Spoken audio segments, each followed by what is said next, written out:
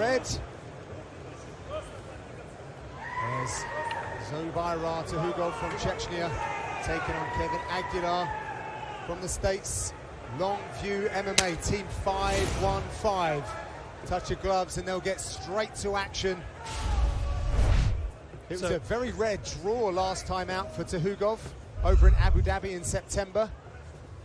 So what we're going to see from Kevin Aguilar here is he's going to allow the fight to come to him, and he's going to start to catch, counter and parry. He's got really good defensive skills, and he's very good at allowing his opponents to land their shots on his guard and then counter clean through theirs.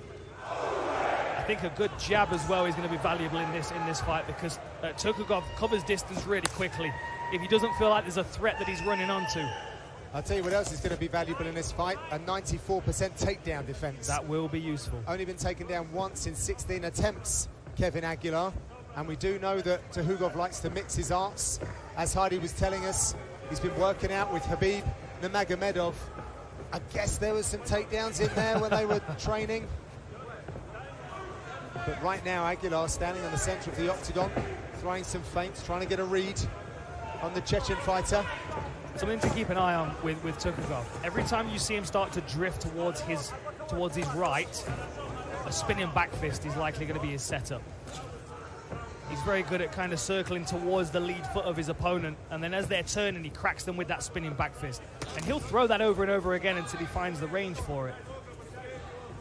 Whereas Aguilar, he's much less of a risk taker, much more fundamentally sound with his skills. After his career hiatus, Tuhugov brushed away the cobwebs, if you like, against Lerone Murphy. It has since surfaced. Javier Mendez said that he was sick going into that when he was on antibiotics, and they feel it affected his outputs. So this is a very important fight again, because they're almost kind of resetting, and this is where they start to march forward as a team. But he's got a very, very tough fight ahead of him in Aguilar. I think what we learned from the Moicano fight is that if you're able to safely pressure Tuhugov, then you can start to find, cracks in his defense that you can exploit. Whereas if he sets his own pace, he's very difficult. I mean, he covers distance fast, he's very aggressive, and if he's allowed to set his own pace, then he's going to find his way into the fight with some of his wild techniques like that, covering distance with combination striking. Aguilar has 3 decisions in the UFC, but he really does have a history of stoppages. He was the LFC featherweight champion 3 times. He was the longest reigning LFA champion, longest reigning LFA champion. Catch the all-new UFC Live each and every Friday at 5:30 p.m. Eastern, 2:30 Pacific, only on ESPN2. The weekly 30-minute show gets you primed for all the Saturday night action, as well as the latest news and information from around the sport. UFC Live, Fridays on ESPN2. Oh, big left hook. That sends Aguilar stumbling. He hasn't regained himself No, he yet. hasn't. Massive uppercut twice. Big power! Back. Tuhugov pouring on the pressure.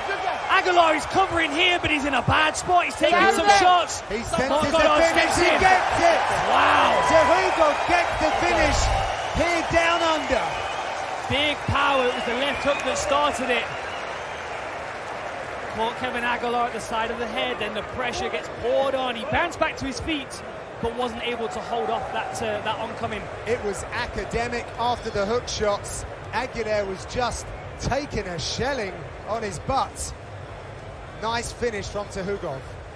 Let's take a look at this beautiful left